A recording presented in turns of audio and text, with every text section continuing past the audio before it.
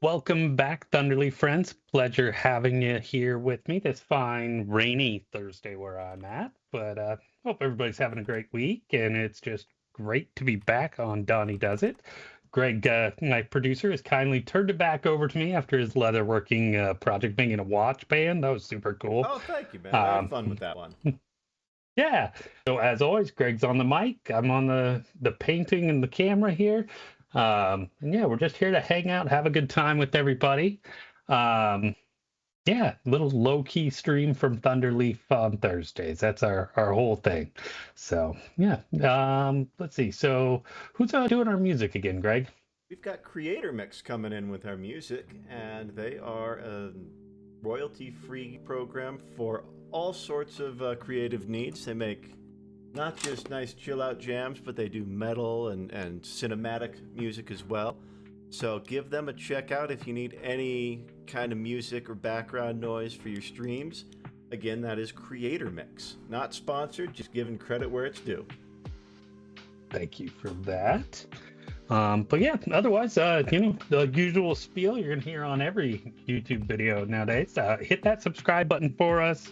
Hit that share button. We really appreciate it. And yeah, most of all, just shout out and chat and let us know you're there. How's it going, Ray? Good to see you there. Got home early today, did you? I am a little quiet. Let me bump up there. It should might help if I bring my mic where it's supposed to be too, huh?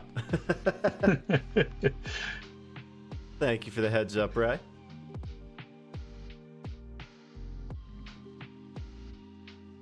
All right, Donnie. Well, what are we working on today, buddy? So we are finally getting back to my purple Space Marine that we're going to paint black. So we've got the Chaplain and Terminator Armor. Give the camera a second to focus in on that. And yeah, we're doing some new painting techniques to me as well. A little bit more volumetric highlighting and a lot of shading, and yeah, doing some non-metal metal on this model as well, which is really new to me. Let's see if we can. It's always so much fun getting your camera to try and focus, right? Yeah, especially on something so close. Like, yeah, just not gonna really do Oh, there you go. I think that's your ideal distance right there.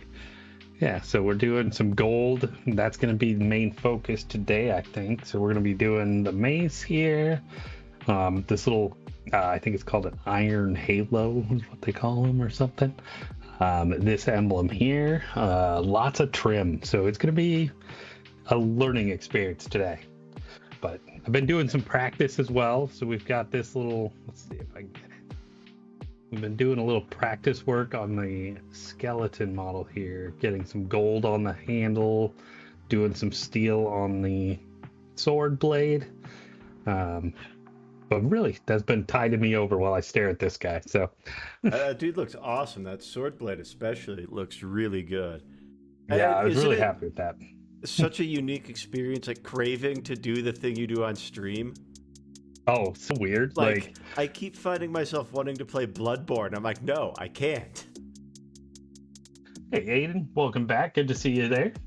Yeah, it's been a minute. I've been, it is my very busy season at work. So, yeah, Greg covered in for me, did some new crafts, and did a brilliant job.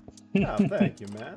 Happy to Happy to have you back in the seat, because this is definitely a painting show. Welcome, Aiden. Thanks for hanging out again, buddy. Things here. So I was coming in a little hot today, so things are not quite pre-prepared. We also have a new desk today, so it's a little different setup. So that's why everybody gets to look at my chest a little bit, look at Derpy Cat in the background of the painting. You're just showing off your K-pop Demon Hunter shirt, man. That's right. I'm not ashamed. No, that was a fun movie. I thoroughly enjoyed it. It was very entertaining. Yeah. And the music, unsurprisingly, slapped. I mean, I was pretty surprised. Like I got it because I work with a bunch of college kids, and they started I let them control the radio at work. And so they go on Spotify and set up whatever. And yeah, they started playing this as soon as it came out. I'm like, what is this catchy tune that I'm stuck listening to for 7 times today? And dude, that's awesome got to me hear hooked. you're getting better, man. Isn't it satisfying to watch your craft improve, Aiden? Like, I've been doing a lot of leather stuff lately, and seeing where I was like 6 months ago versus today, it's super cool to see that progress. So I'm stoked to hear it, buddy. Yeah, that's awesome. Yeah, that's how I really started out, was the local hobby group. Like, can't be undervalued. Like, if you can get just a couple people that like to show up to the shop, sit around, talk, paint, whatever, is great. And that's kind of what we're trying to replicate here, that whole experience. So Yeah. that's the whole goal. Share some tips, share some techniques. So are you going traditional, like, gray on them, or are you just doing the just straight metallic on the gray nights?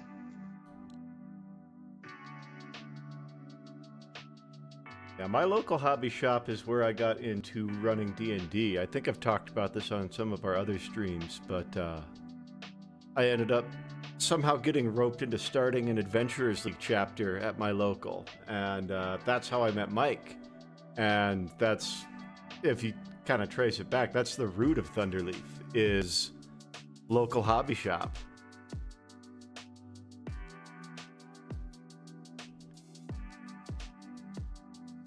Oh yeah, man. Doing the little wires and cables is always where my patience runs out. Like, I'm like, man, there's like 8 million tiny little things that nobody's ever gonna look at but me. But The wargaming painting space is so impressive to me all the time. Just like the way you guys can replicate your work over a whole army. I do one D&D mini, I'm like, all right, that's enough mini painting for me for a month or two.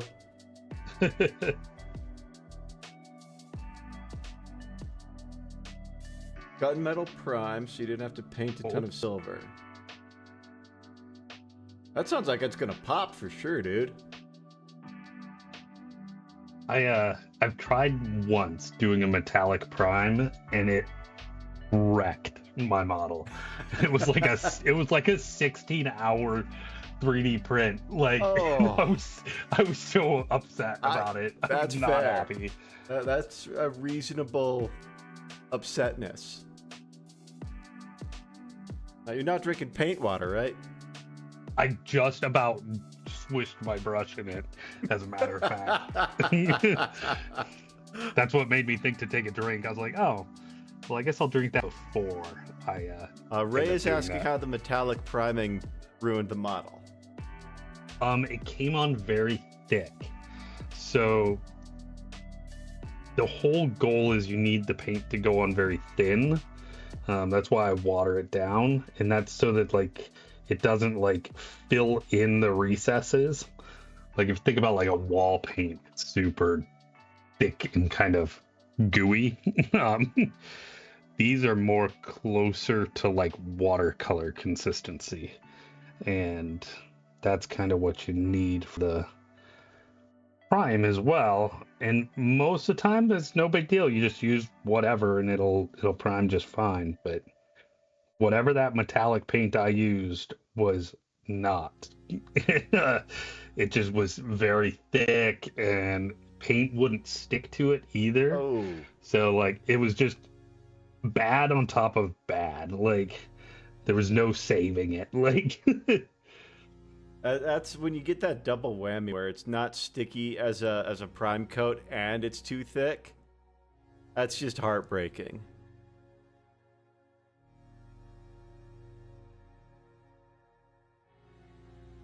Aiden says they're Razorback. I'm gonna have to guess that's a model.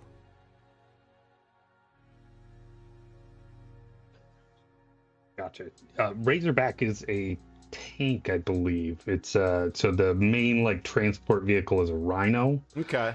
and it's just a little square box vehicle. And I want to say the Razorback is a kind of built on that chassis.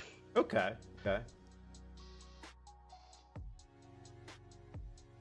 I wonder if I'm missing stuff too. Let's see. Sometimes we gotta fix that. Yep, top chat to live chat. There we go. Yeah, that always gets me. Top chat and live chat. It's like, just let me see the actual chat, YouTube. Yeah, it's so weird. Like, why would you ever want that? Like, I think if I you're guess like, if you were real popular, like, yeah, if you've got like thousands of people watching, it'd be pretty useful. yeah, that makes sense. But we're not there yet.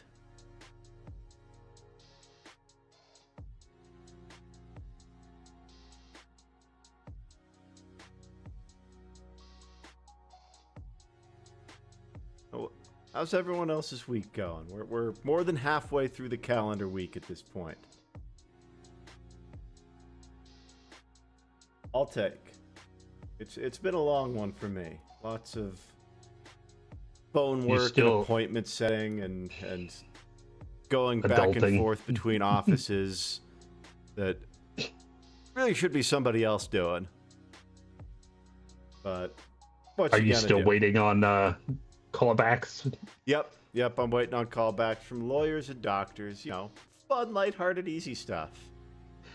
It'll, unfortunately, like, no matter what you do, there's no strong arming those two things. Yeah, exactly. It's like the two that you have no hope against. It's like, okay, my lawyer's going to call me when my lawyer calls me.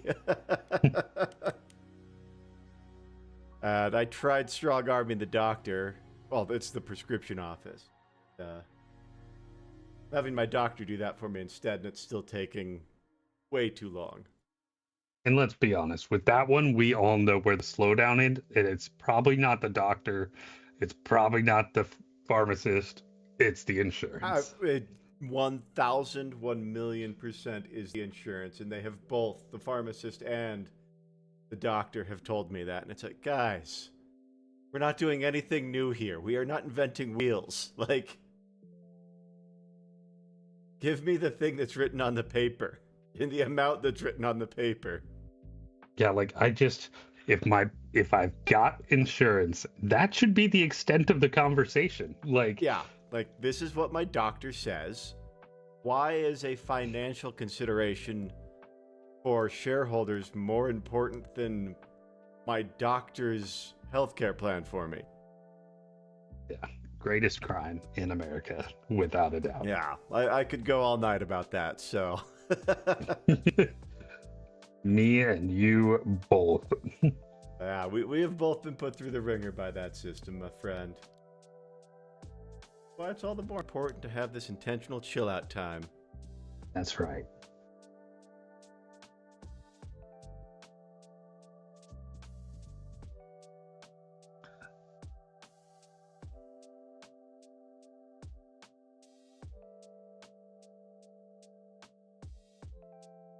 What about the bottom line? Does Snow Mexico have good health care? Oh, their bottom line. That's true. That's true. Yeah, that's exactly what it is, Ray, is they want to put me on a formula that's cheaper for them that they can charge me for. Wait, what is Snow Mexico? Is that Canada? Like, yeah, my guess is Canada. I think Aiden had mentioned being Canadian in a previous stream. But I could be wrong. My memory is shot.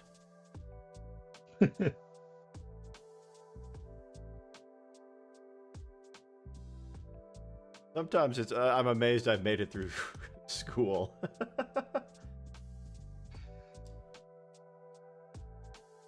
Yeah, Ray, Snow Mexico does sound pretty awesome.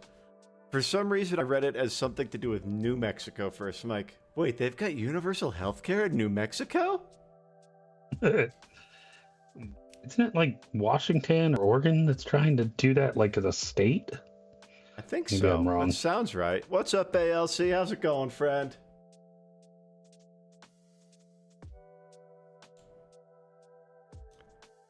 It would be one of those two, I think. Maybe Maryland.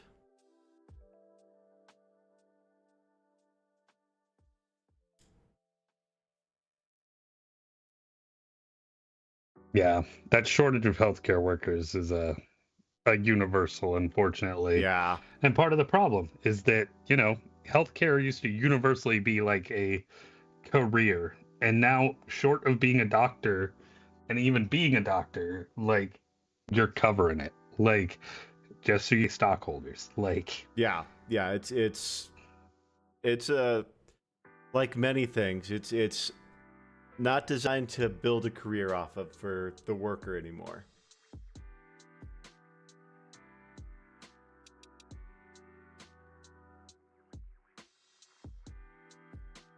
And that's one thing I have heard. Canada does have some wait times. I know I've got some family in France. And they say a lot of really good things about their healthcare system because they've got a public option, but if you pay more, you can get a private option. that feels better. But I mean, To my a certain dad, extent. my stepmom was over there and she got like pneumonia or something. And they're just like, oh, we'll take care of you. You're a sick person. Shocking. Yeah. So there are better ways to do it, just not from a bottom line perspective.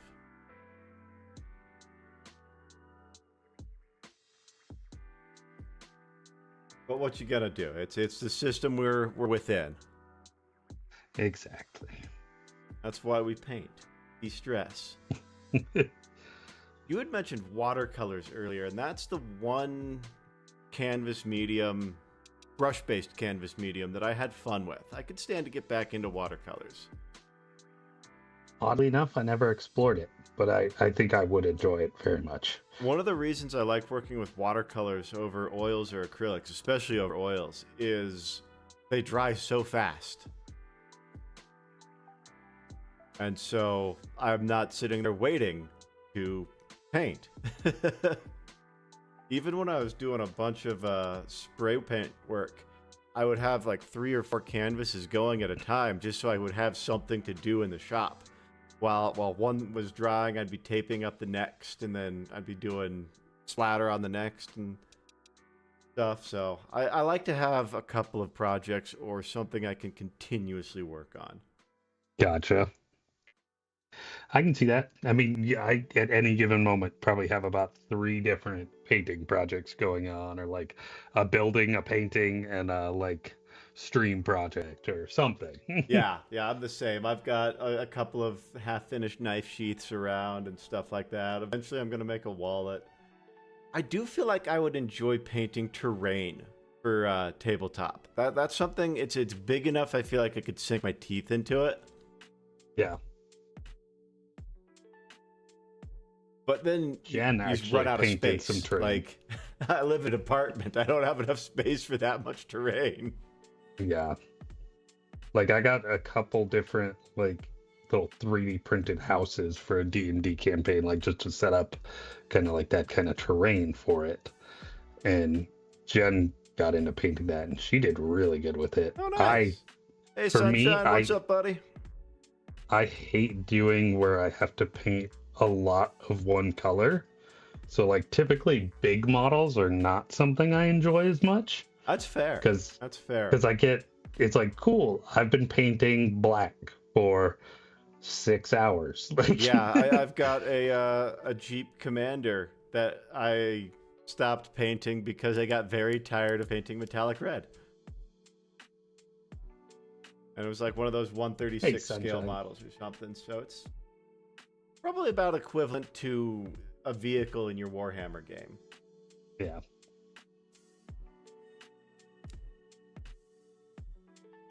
Yeah, I feel like if I had an airbrush, I would really enjoy painting bigger things. Yeah, that's definitely the way to go, like, with terrain especially. Now, I was thinking about trying dioramas for a while, because those look like a lot of fun. But then I painted a wall, and I'm like, okay, that was a day and a half of sand-colored paint. I'm done. And it's still sitting in my project box. You guys might know this about me now, but I'm not good at finishing things. I'm really good at starting them. Welcome to being a millennial. Exactly. I'll take it, though.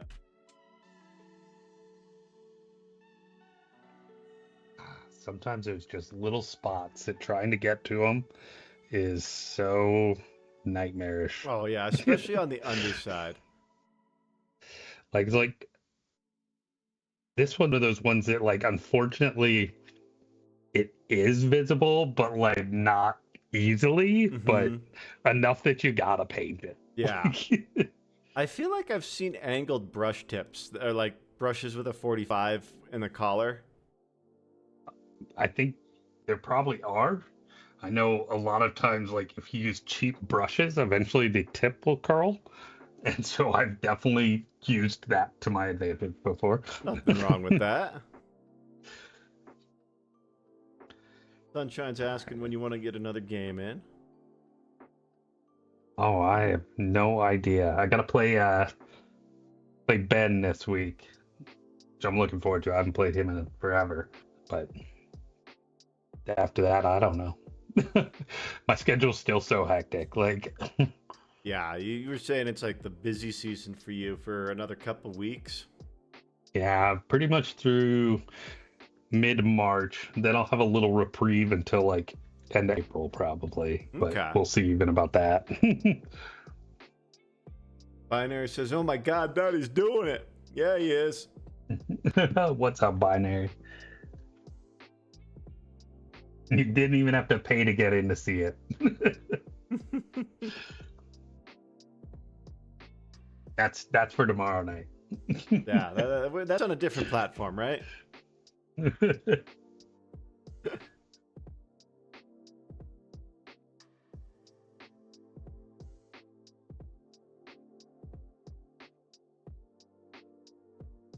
soon as I clean the brush and put the brush down, I'm like, oh, there's a nice spot I missed. Oh, that's the worst. It was one of the things that influenced some of my spray paint work is like, oh, I missed a spot. Oh, well, doing a different color there now. Yeah, and realistically, probably didn't matter. But, so yeah, with this non-metal gold, what we're doing is a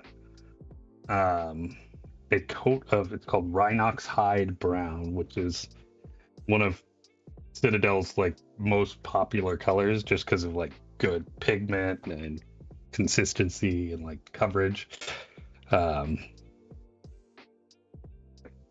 So we start with that brown, and then we're going to build up some yellows into a white almost on the very fine points. Okay. And that's how we get the gold kind of appearance. And I definitely want a little bit more of a muted gold on this character. Like, he's not, this guy's like been around forever. Like an aged This gold. weapon's been used. Yeah, like it should have a little bit of history behind it. Okay. Yeah, I don't deal with gold very often, so I feel like I do a much better job painting steel than I would gold, just because I work with a lot more steel than gold in real life. For sure. Like, and I kind of thought the same thing, but like, of the two I've done so far, I really struggle with like how white to go, because like when you're painting like steel with this, you go from like a black to a white, and like you gotta blend through those, and it's I mean, it's a lot of contrast to balance. Okay. I'm going to have to give it a shot. I haven't tried non-metallic metal painting yet, and it seems like it might be a fun challenge. I really do like a wet blend. That's something I had a lot of fun doing the last couple of models, was wet blending. I feel like that would be a good step into non-metallic metals.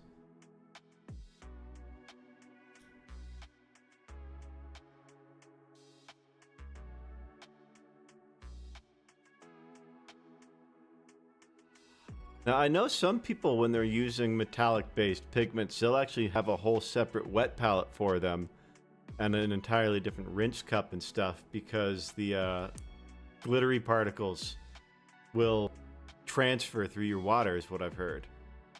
Yep, that is definitely true. I imagine it has much more to do with, like, does it really matter? Like, I guess kind of what I'm getting at. Like, at what level of painting are you at? Do you really need to worry about that? Like, I'm not so going that's to one of those worry things about easy that to... until someone's paying me to worry about that, is kind of how I feel. Yeah, like, it's a lot of those things, like, become barriers to entry. Like, and that's something to always be leery of. Like, are you going out here and you're, like, painting and you're like, oh, I'm not as good as, the guy that won the Golden Demons, and he just does it no problem on his YouTube videos in like 3 minutes. Like, well, that's not a reasonable goal. Like, No, and that's a really good point. I mean, like, if you've got a wet paper towel and a single paintbrush and some hobby paint, you've got everything you need to paint miniatures. Like, yeah, it's not going to be at the same level as an award-winning painter or a professional painter, but they started somewhere too. Exactly. And that's definitely something I know I struggle with a lot, is I get very perfectionist when I'm crafting. And, like, looking at leather tooling and stuff, it's like, oh, well, I'm not as good as this guy who can do, 2 square feet of basket weave in half an hour. I have to step back and remember, no, like, this guy's been doing this professionally for 30 years. Like, he's not going to build a trail like me. He's not going to design a trail like me. So, got to step back and remember, we're all learning.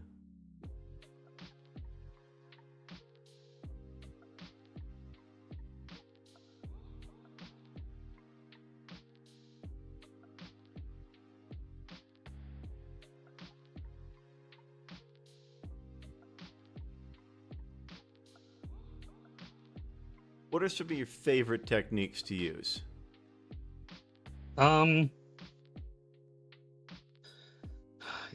Honestly, the next one. Oh, that is such a good answer.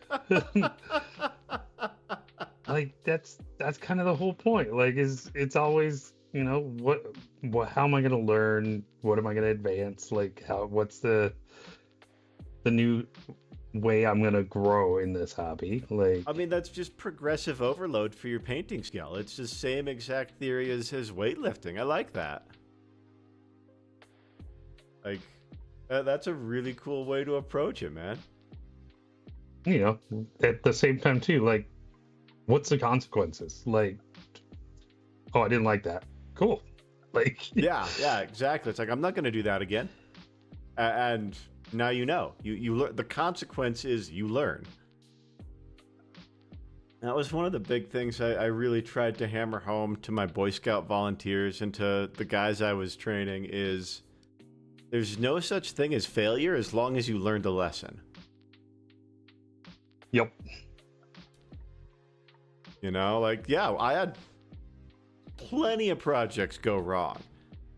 I've had projects that went wrong enough to destroy a vehicle.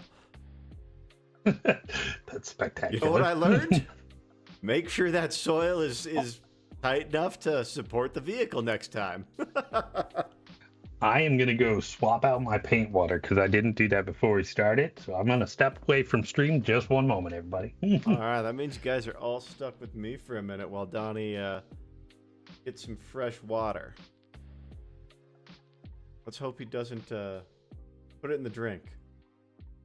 I am honestly surprised I have never done that. With all the painting I've done and the fact that I use a coffee cup for it, like, I can't believe I've never taken a drink of paint water. What about y'all in chat? You guys ever drink your paint water?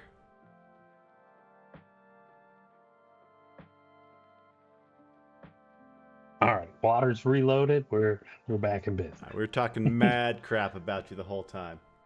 I can see that. Ray, you've never had a sip of paint water? You don't know what you're missing, friend. Yeah, but you've eaten gas station sushi, so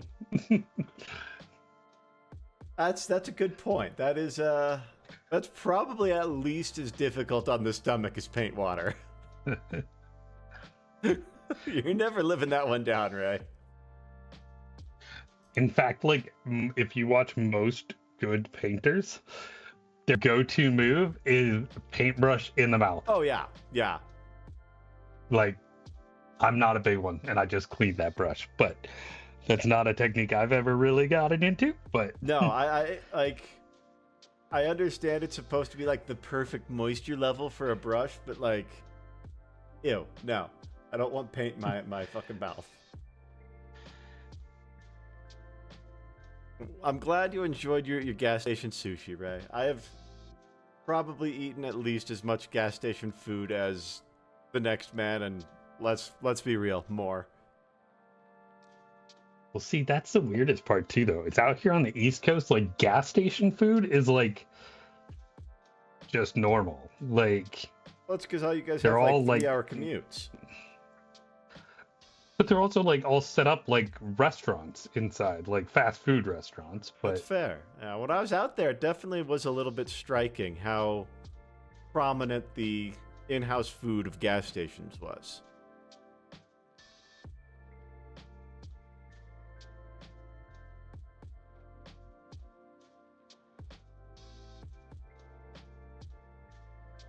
yeah, actually, let's see.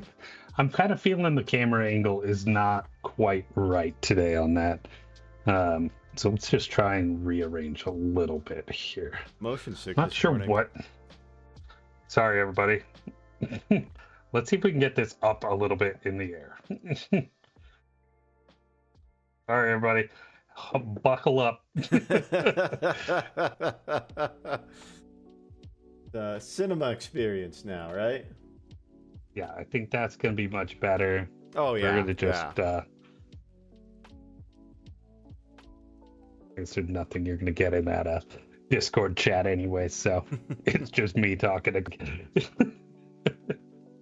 I have to say, of the gas station food out there, I was definitely partial to pepperoni rolls, and I have been craving them ever since I got home. I am looking forward to more pepperoni rolls in my future. So would do again there, huh? Oh yeah. Yeah, definitely would do again with the pepperoni roll. I love pepperoni. I love pizza. So it's not at all surprising that the pepperoni roll was an instant hit for me. Just refilled my water, still tried to go for the teacup. I got like inches away. Let's be real. You probably have done it a couple of times and haven't noticed it. So I don't drink tea that often, but so probably not. But still, like it's have to have happened some point without me even realizing it. You and my sister have always been big time into tea. One of my sisters actually worked at a tea shop in Fort Collins for a while. Really? That's awesome. Yeah. She loved it. She still goes back there and hangs out with them all the time and stuff. But I love tea. I enjoy the flavor of it, but it always turns into oversteeped cold water for me. Yeah, it drives my wife a little nuts that I don't want to try coffee even. Like I'm like, no, I don't like coffee. I don't want it. Like, Oh, I am a coffee junkie. I have at least a pot every day. I'm sure it's good for my heart, right? I've actually, isn't that one of those ones that like actually is kind of, or is it? No, it's dementia. That's what we posted the other day, right? Yeah, lower dementia rates if you drink a lot of coffee, which I'll take. You know, I don't want dementia. It doesn't sound like a good time. I'm still liking the idea that if you could drink enough energy drinks consistently, it counts as cardio. You know, you slam 2 white monsters, and that puts you in zone 2. At least that's what I read.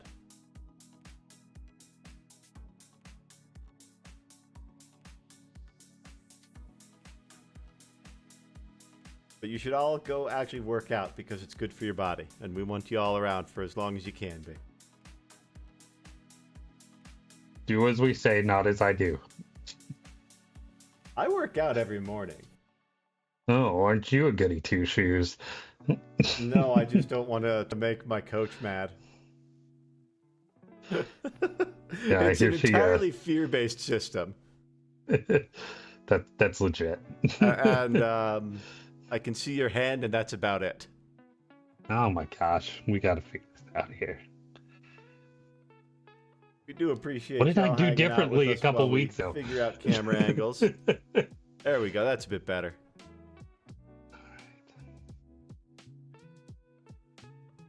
Now, one of these days we'll actually have a stream without some sort of issue, but not today. That's really coming through already, though. Like,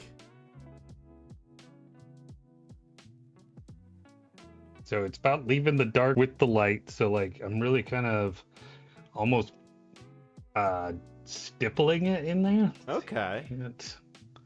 I can get it to focus just a little bit. It is a small feature.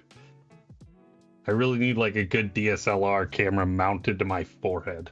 Like All right, there we go. Let's see if it's in the TLG budget.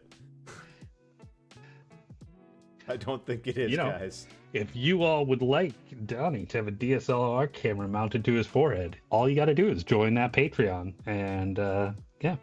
So check that out in the details. Yeah, we've got a link to it on our page. That's linked down below there, and we do have a Patreon that gets you access to our Discord, which is a lot of fun. We are very active in there. All of us are chatting in there almost every single day, and we share painting and models and projects and all sorts of stuff, but we also talk just nerdy stuff and life. So yeah, check out our Patreon if you want to hang out with us off stream.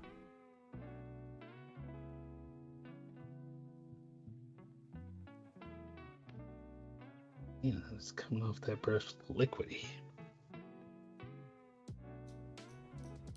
We do have regular discussions of cheese. And why blue is better than purple. I am sorry, sir, you're incorrect.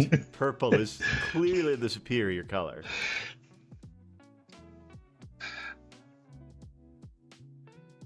I mean, you can't have purple without blue, but purple has all of the good things of blue plus the good things of red. It's just empirically better.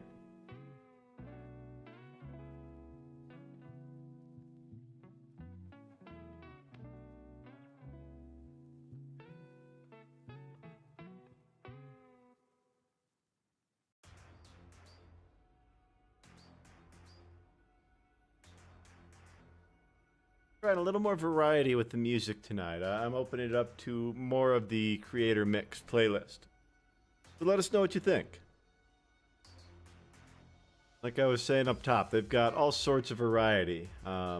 from mellow chill out stuff to deep house to what seems to be action and techno music. Feels like this would fit in a John Wick show. Did you see the John Wick movies? I did. I don't know that I've seen all of them. I may have only seen like the first 2 or 3. Okay. So I like them. The problem for me is kind of the first one felt real, and then it just kind of got much more. How do we make a second? It like felt a little bit like what was that Liam Neeson movie? Taken. Taken. Like it's like that was a cool movie, and then they made a sequel, and it's like, wait, how? What are the odds they get taken again? Yeah, yeah. I remember having the same criticism of Taken, and I agree. You know, the John Wick movies are definitely super over the top, especially like 3 and 4. I think the third is my favorite, but I look at them sort of like I look at the Fast and Furious movies. Like, you have to take it with a grain of salt to fully enjoy it. Absolutely. Like I know I've said this on stream before, but I genuinely enjoy the Fast and Furious movies.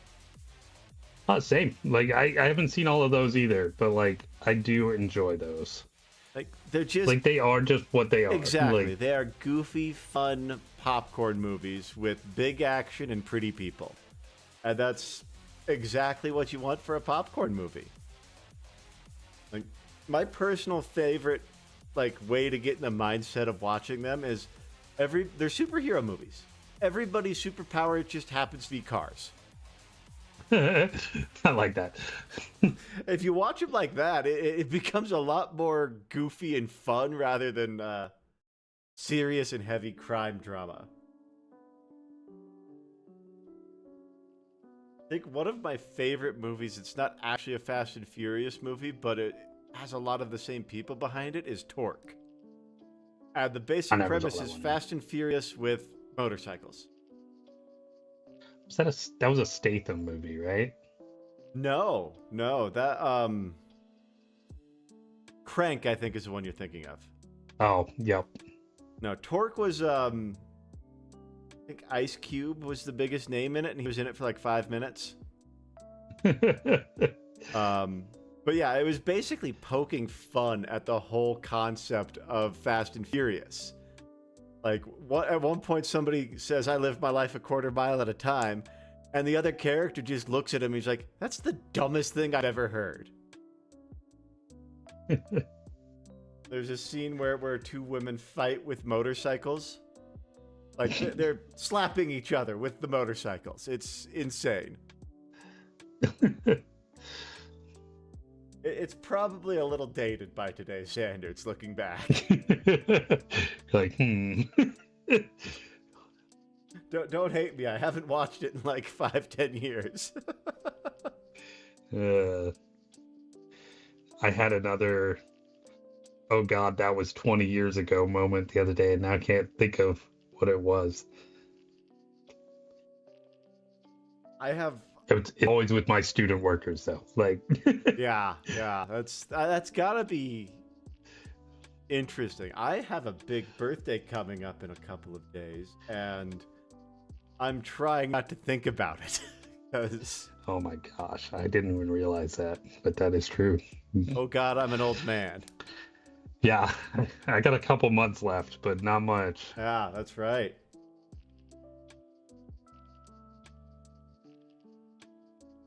Okay, I started going bald in college, so it's not anything new.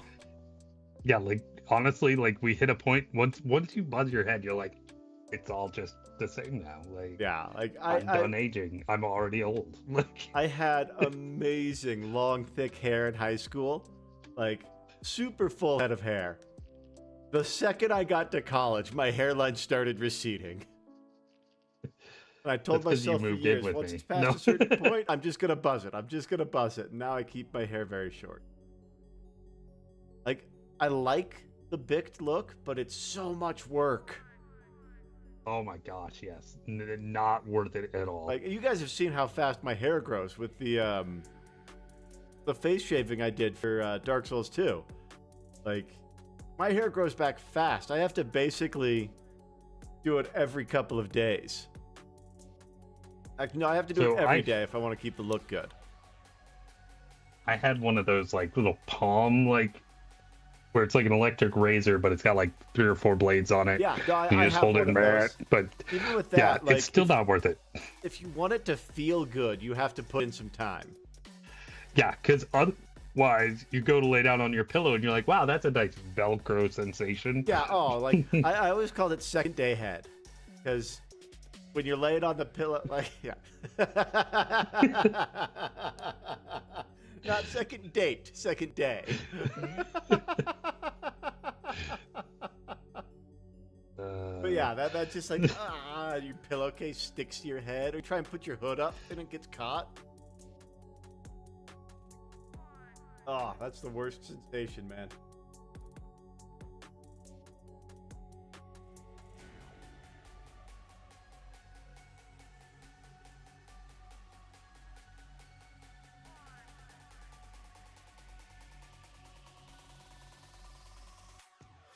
Getting messy tonight. Me? Am I covered in paint? Oh yeah, look at that. Yeah, that's pretty normal, unfortunately. That's fair. That's fair. I am a very messy painter too.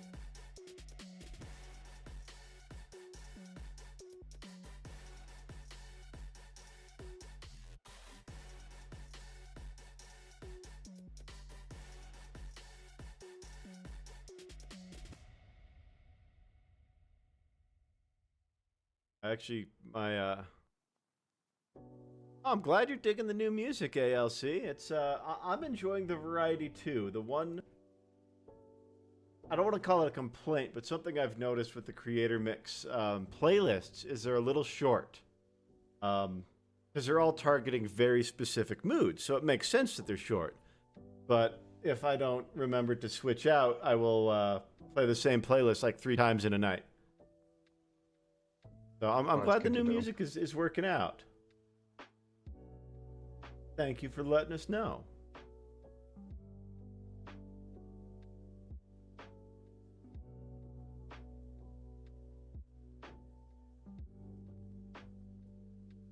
Yeah, I'm a very messy painter too. I actually, when I paint, I canvas and stuff, I wear an apron and old clothes.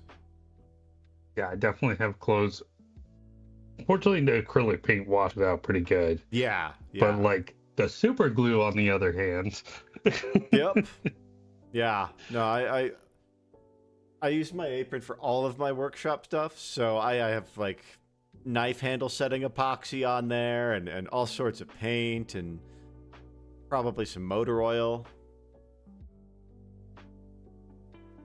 I miss having a garage. You're still on the wait list? I am still on the wait list for the garage, yeah. I'm guessing it's probably going to come through like a month and a half before my lease is up. We'd like to stay. Would you like a garage? Yeah. Yeah, I would have a few months ago, but no, I got better places to be.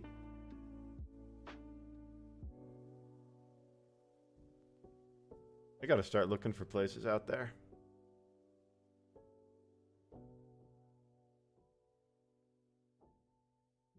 That is one thing, Greg. Me and you have just decided, what's the worst that can happen moving everywhere? I mean, You're going to one-up me going coast to coast, though. Yeah. I don't know. It's not that I get bored, but I do. But I just also love having new experiences. I love new ways to see the world.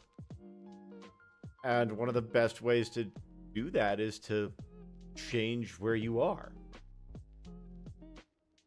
Like, I tried California. I gave California a solid 12 years, and it wasn't for me. I came back to Colorado, and it feels way more like California than I ever expected Colorado to. And so I fell in love with it out there at the last Thunderleaf retreat, and I want to give that place a shot. Plus, See, I know a couple of cool unfortunately, people out that way. we're all going to show up in Colorado this year, though, and we're going to be like, oh no, this is the best, I mean, other than we will not breathe. But, that's overrated anyways. if you guys do want to show up in Colorado, like I'm very excited for this year's retreat in Colorado. I think that's going to be so much fun. And I think Colorado might be an easier sell for Mike than the East Coast. Yeah, that's a drastic move. Oh God, a half country move was shitty enough. I can't imagine a full cross country move. I mean, I suppose if once you're packed, it's all the same, right? That's true. It's really just a couple of days worth of driving. And how much it costs. But I had to have my car shipped, and that was the single most expensive thing I've done in a long time. Also, like, that's a super sketchy field. You'll get a lot of really shady customers if you try and get your car shipped. Interesting. Yeah. I still get people calling me like, "Hey, do you still need your car shipped?" Dude, that was It's like 2 years ago, bro. So yeah, if you are getting your car shipped, make sure you do your due diligence. I wanted to just tow it behind the U-Haul, but they make you do mechanical changes to hook it up to their truck. Like you have to go in and unhook stuff. And I'm like, nah, I'm not doing that just for you guys. What I might do next time is I might just buy a flat trailer for the Jeep. There you go. And then I'll have a flat trailer. And you just pack that full of stuff to move with too. Like, Yeah, exactly. Get a size down in the U-Haul and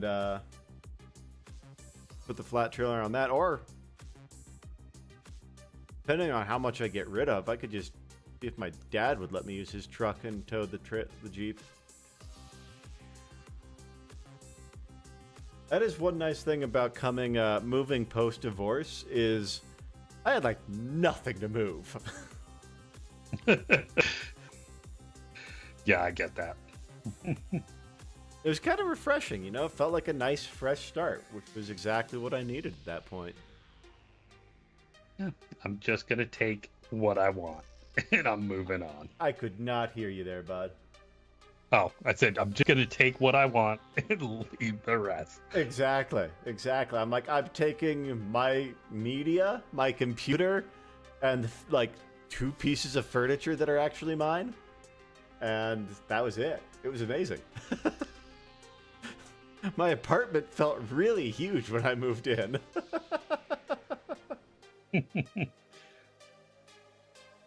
And then you added a ALC, monster you're recliner. a car Tetris champ? I would absolutely believe that. I think that's going to be a very fun road trip.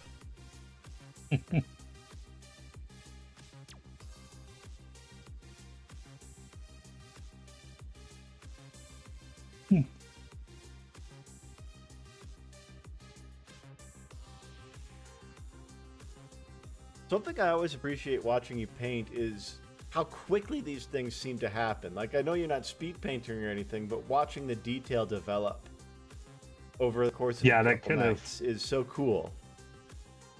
That magical, like, wait, I looked away for a couple minutes and now all of a sudden this is there. Yeah, I get that.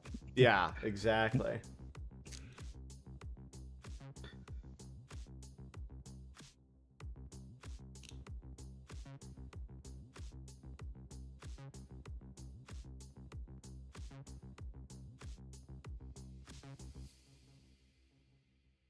I have to say though, like I've been a little too good at packing. When you accidentally get like the medium-sized box full of all of your books and the bottom tears out. I was gonna say, and then you label it pillows. No, because the only person I hurt with that is myself. No, I'm sure it feels like. Oh, okay. Doing mind tricks. I gotcha. I gotcha. The other one I definitely overpack boxes on is kitchen stuff. That stuff gets heavy fast.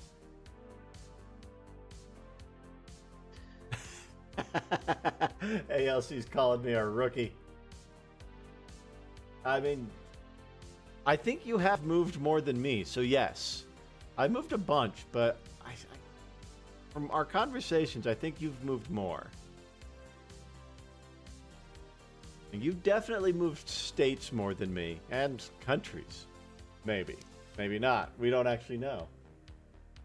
Well, you're at 0 on countries, so. Exactly.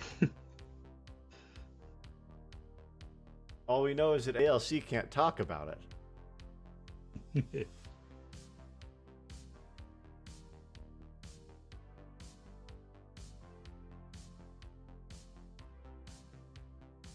No, I actually found out the secret. You found... give ALC a couple old fashions, and you find out deep Amy lore. Ooh, good to know. Good to know. All it takes is a few old fashions. I love a good old fashioned. Yeah, that is my drink right there. That sounds really good right now, actually, an old fashioned.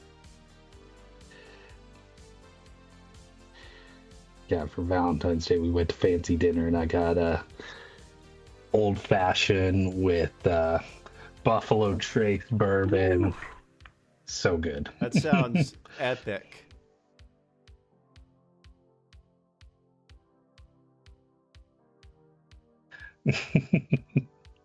Yeah, I love a good... I won't share the lore, just the trick to getting it. I love a good, well-made cocktail. Yeah, I will say that was one thing going on a couple cruises that I learned was like cocktails are pretty good. Like, yeah, I'm not much of a drinker, but if I'm gonna like, I've always liked fancy beers and stuff, and like I'm drinking a lot of beer, but like, yeah, cocktails are just good. Like, yeah, I spent a lot of years drinking to do drinking things, and more recently I've discovered, oh wow, drinking to enjoy the drink is much better.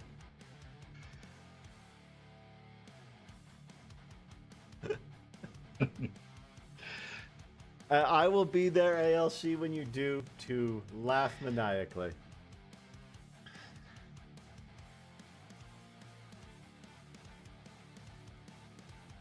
I'm digging this song. This one's pretty fun. We gotta figure out a way for me to listen to the same thing, because I can't listen to it because I hear myself echoing through the stream, and since you're hosting the music, I don't get it. Like, so I just listen to my own stuff. Because if I tried to do an OBS sound share, you would get your voice coming back to you too. Yeah.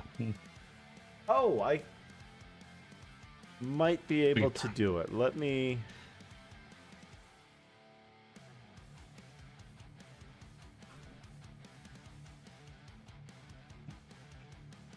Are you getting that now? Yeah. I gotta figure out a way to turn it down, though. If I share the screen in Teams, I can get you the audio that we're listening to. Yeah. I'm gonna say go ahead and you can not share it. Not because of the music, but just because it is blasting to me. That's fair. That's fair.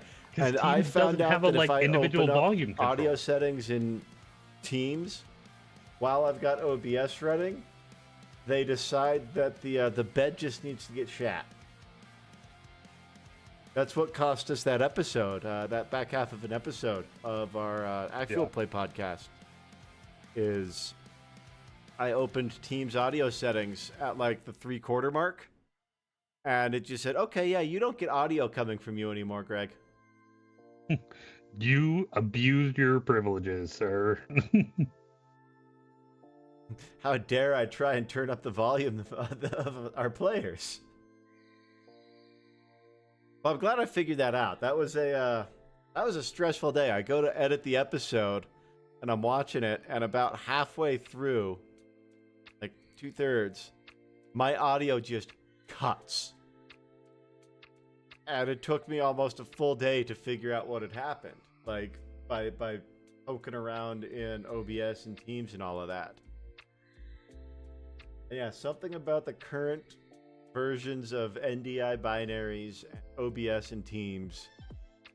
If you open the audio settings menu to like turn up the volume on your mic or something, it stops talking to OBS and then can't get resolution on the signal, and so it just cuts it. At least now we know. Oh, exactly. Yeah, like I'm glad we figured it out. It was frustrating, but we got the episode posted. I did a reading of Ray's session notes to cover the part that that we lost, and it was fixed by our I think you next really report. should have just tried to dub in your lines for memory. What's that? I think you really should have just tried to dub in your lines. Like, I won't even lie, that was my first thought. Because there were some really fun moments in there, but like I knew that I was gonna have to be trying to lip read myself. I was about to say, like, yeah. From context, what would I have said? Yeah. Can I make it better or really awkward? Like, that's part of the problem. Is like, especially since it's an actual play, it's like I don't want to go in and revise what happened. Yeah. But I'm also, as we've stated, a perfectionist. So, I could have done this line a little better, and it's still true to what I meant. And I knew I was going to end up rabbit holing if I went that route.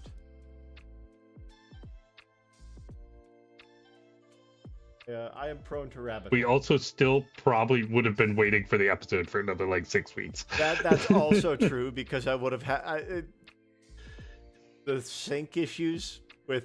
Oh, it would have driven me nuts.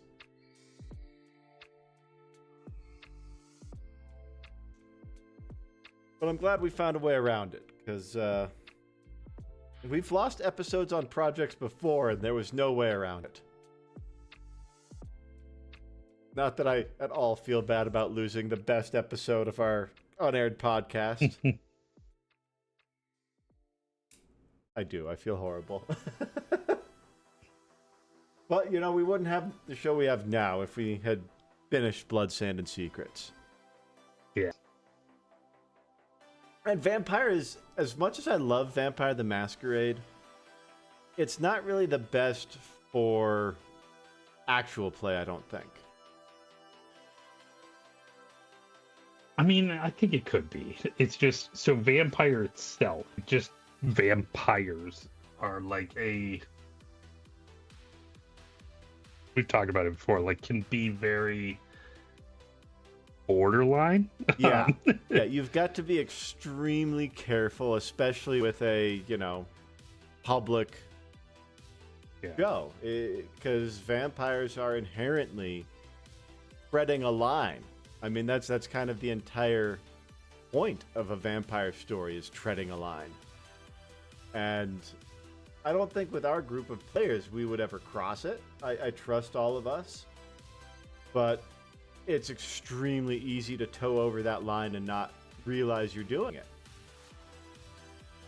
And so I'm glad we started with Vampire. It was fun, but I think Cyberpunk is a much better fit for the whole team. And I think it makes for a faster, more fun show. Yeah. I also, as a player, just find Cyberpunk's world so much easier to fit into.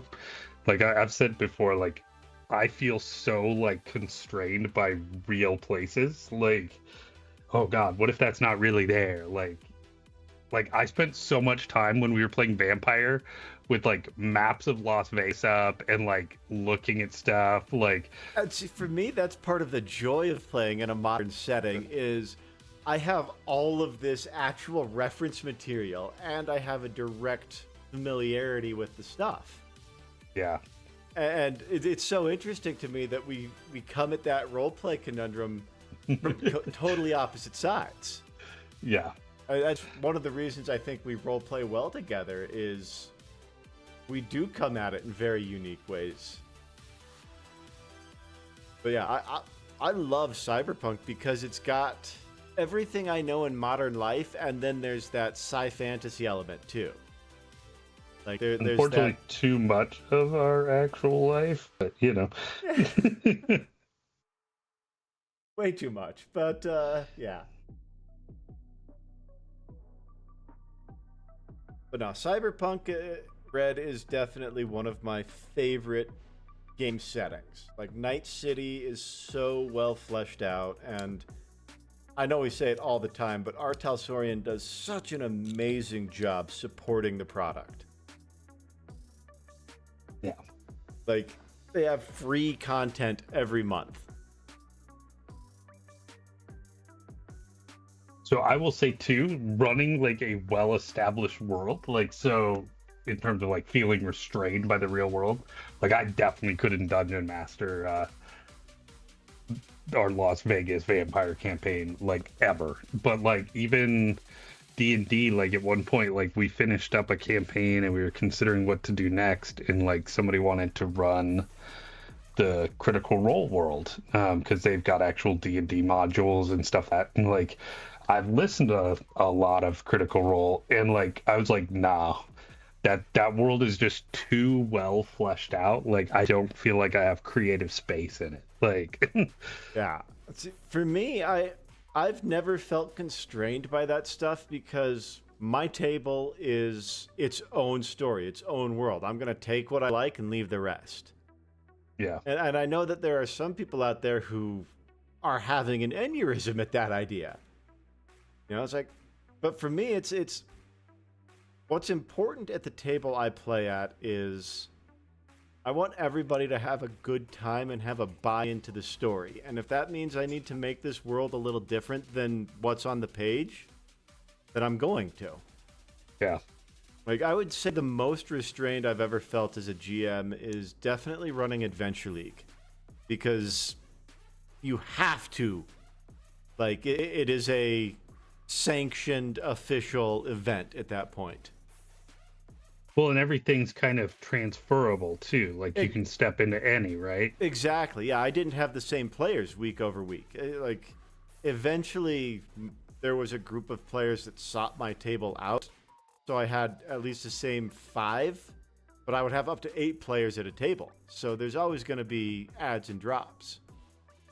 I really like the Adventure League model. I've talked how much I appreciate Adventure League before, and I think, especially if you're trying to get into it on either side of the screen, it's a fantastic opportunity to not only get more familiar with the game as it's meant to be played, but also meet people. Like, that was definitely the biggest selling point for our local game shop to have an Adventures League is I can think of no fewer than 5 home games that spawned out of that, and one of them was me and Mike.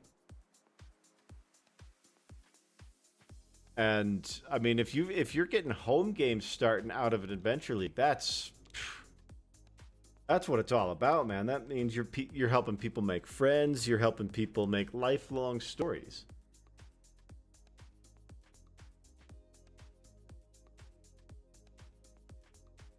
It's definitely a restrictive environment to run in, especially if you've got a shop that closes. Like, oh yeah, because we had 3 hours, because that was the only time that they had that wasn't Magic or tabletop or wargaming. And look, I don't blame them for that. Those are their money makers. Like, yeah. That's how they paid their bills, and RPGs was just something they were able to provide because they had the space and there was enough overlap. But any local game shop that I've been to has been like, yeah, it's wargaming and Magic, and then if we've got room and time, TTRPGs. Yeah, the card games is definitely like first love of hobby shops. Yeah. And that's one thing, like, I like playing Magic, but like Magic the hobby never has appealed to me. Like, It seems it's like just so way much to too keep up much. with. It also always feels so pay to win. Oh, Like, absolutely. Yeah. Like if you have the money, you can buy an entire box of boosters and you're going to have a way better chance of getting that rare pull that's going to, be the basis for your deck. well, I think even more so, like, you just go look up, cool, this is the deck that won. I want this. And then that card shop will put it together for you. Yeah, I wasn't even Um, thinking of that side of it. Yeah. And there's always theft of magic cards and stuff like that. I'm always seeing stories like that. Yeah, our Adventures League, they let us have 3 hours from 6 to close. And there were a number of times where we got booted. And Adventure League's games are supposed to be, they're written to be 4-hour modules for 5 players. And so I was running 8 players through a 4-hour module in 3 hours. that's wild. Oh, it was Like, insane. and because D&D is one of those ones where, like, more equals longer. Like, Oh, I ran a table with like 7, and it was always like, this takes so long to do especially anything. combat, Like, especially with new players. yeah. I mean, Well, as well, because like you actually have to like ramp up combat because you have more, but then it's just more to manage. It takes even longer. Like, it is definitely like D&D is best for like 3 or 4. Like, I feel like it's a magic yeah, number. I feel like 4 to 5. But yeah, I think that's definitely for a good D&D game. You don't want, and I think for any tabletop really, you don't want more than 5 people at the table total. Like that way everybody gets a chance to shine, everybody's story gets some focus time.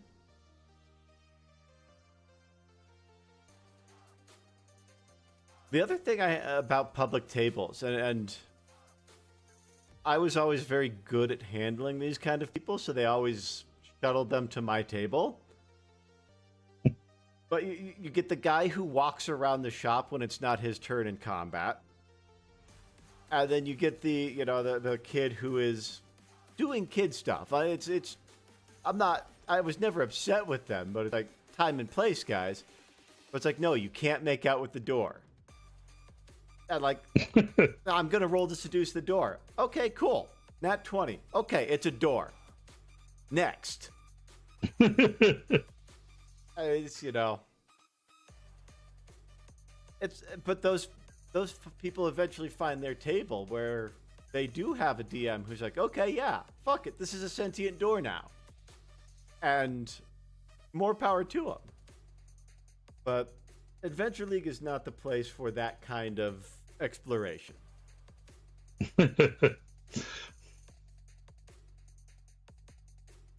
I still want to finish that campaign, though. I was running, when I moved, I was running an Oracle of War campaign.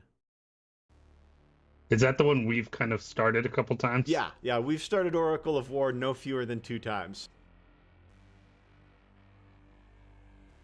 Yeah. Every time I'm like, yes, let's go. I'm up for it. It's a magic punk western. Like, I am so here for it, and then we get so many other awesome games going that, and what it always is with the Eberron game is somebody will miss a couple of sessions, and then they're like, okay, let's just start a new game. Or we kind of use it, like, we keep starting it too as like a in between, and it's like, then we're like, oh wait, now we're out of time, or we finally come back to it. It's like, it has been months. Like, yeah. I think one of these days I do want to, and maybe we do it as our next D&D stream once we finish the Humblewood arc, is maybe I run us through a homebrew version of Oracle. I'm down. What's that? You know I am up for Yeah, I know you're up for it. Mike, I know, is up for it. It's a Western, so I think Ray would probably be down for it. So And I went the other direction with the Western themes in, because that is a huge thing in Eberron. Like I went with the West kind of being, um, now I'm blanking on the name of the like city, but it was like the Western frontier from Breland. What okay. is it called? The Great Crag and that kind of area. Um, and yeah, I have to look at Discord right now.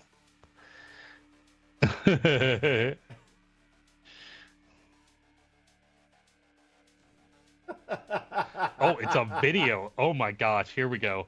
Yes. Yes. Chris, thank you, sir. That was As I amazing, dude. dox you on the internet. Thank you so much for that.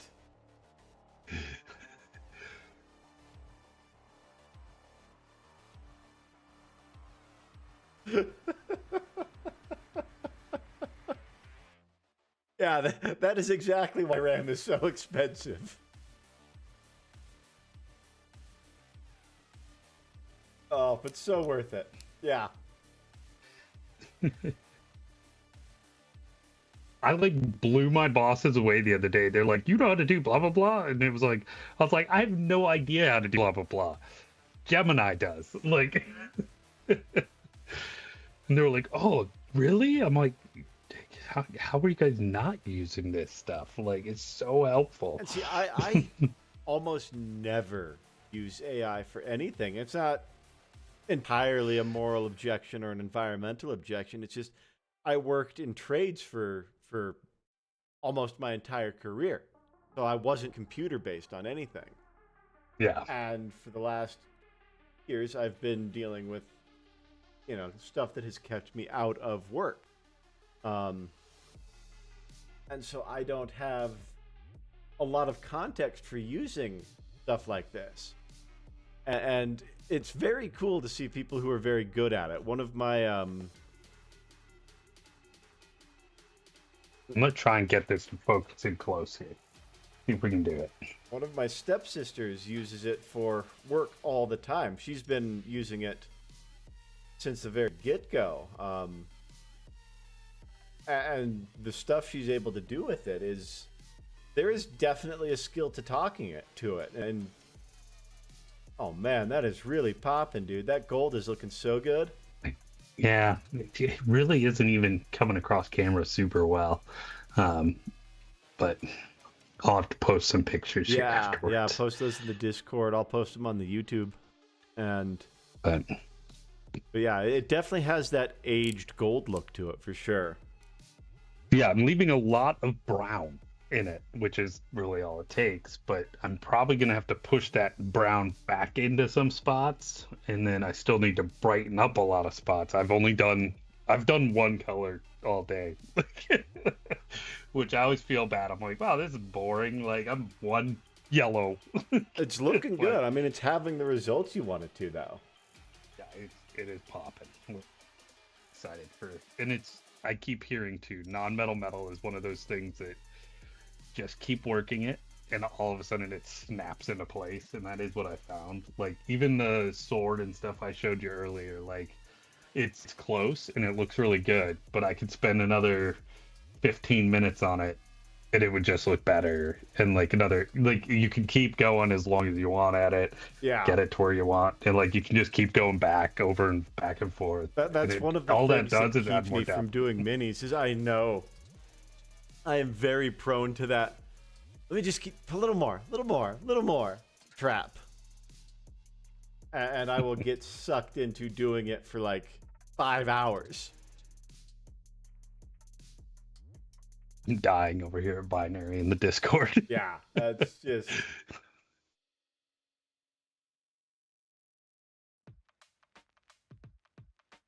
Well, I do think we are at a decent pausing point for the week, and should be no reason I'm not back next week. So we'll actually get to get some consistent progress going on this guy. All right. I definitely am gonna be at this one for a little while, but super happy with the way it's coming along. It's such a cool, like, experiment project. No, Yeah, I I'm can't enjoying wait to it. see this guy all finished up. I'm starting to see the different pieces of him come together, and like, I'm starting to see that final vision, and I can't wait to see this guy wrapped up. I think, especially because he's got the skull mask, right?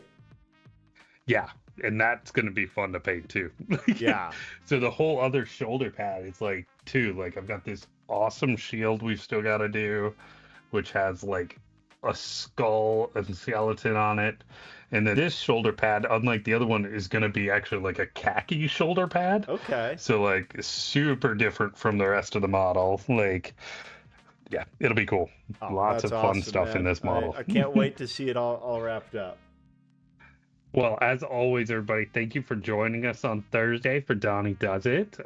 We've done a poor job tonight of shouting out our other programming. We talked a lot about our Monday night tabletop RPG game, so check that out if you're free on Mondays. But otherwise, we got Greg and Ray on Ray Views on Wednesdays and Sundays at 9 Eastern. I actually got that right for once. Right. And yeah, shorts, everything. So hit that subscribe, hit bell so you're notified when we're on. And we'll see y'all next week. Yeah. Thank y'all for hanging out. We'll catch you on the flip side.